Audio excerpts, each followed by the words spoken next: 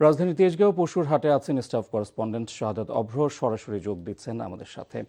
অভ্র, রাজধানীতে মুষলধারে বৃষ্টি হয়েছে, কোরবানির পশুর হাটে কেনা বেচা এর কোনো প্রভাব পড়েছে কিনা জানাবেন। এই মুহূর্তে আমি আছি তেজগাঁওয়ে। আর এখানে কিন্তু আমরা দেখছি যে যারা কিনা বিক্রেতা রয়েছে বা ব্যাপারী রয়েছে তারা বলছেন যে বৃষ্টির মধ্যে কিন্তু বেশিক্ষণ রাখা যায় না। এই যারা যে গরুগুলো আছে বিভিন্ন জেলা থেকে নিয়ে আসা হয়েছে। সবার সব প্রয়োজনে আপন হয়ে আছে ফ্যামিলি ফ্রিজ কঙ্কা। হ্যাপি থাকুন।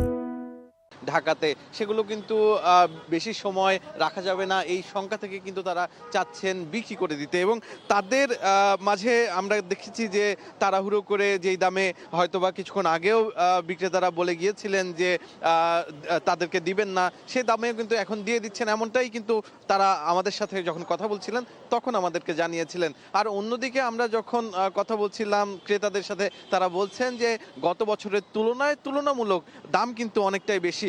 এই মুহূর্তে কিন্তু আমি যেই গরুগুলোর সামনে দাঁড়িয়ে আছি সেখানে কিন্তু আমরা দেখতে পাচ্ছি যে এখানে যেই গরুগুলো আছে সেগুলোর দাম তুলনামূলক 1 লাখ থেকে 1,10,000-এর মধ্যে।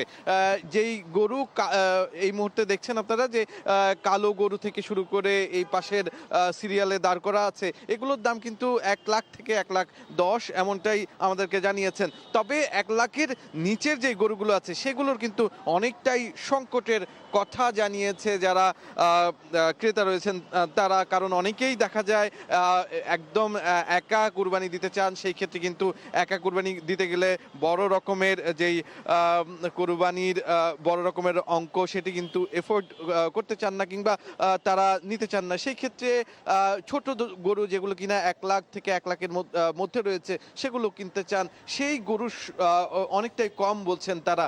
আর অন্যদিকে যদি বড় গরুর ক্ষেত্রে আমরা দেখি যে 1 লাখ থেকে এর উপরে 3 লাখ পর্যন্ত এই মাঝারি সাইজের যে গরুগুলো আছে সেগুলোর সংখ্যা কিন্তু অনেকটাই বেশি। যেহেতু জানছিলাম পশুর হাটের খবর।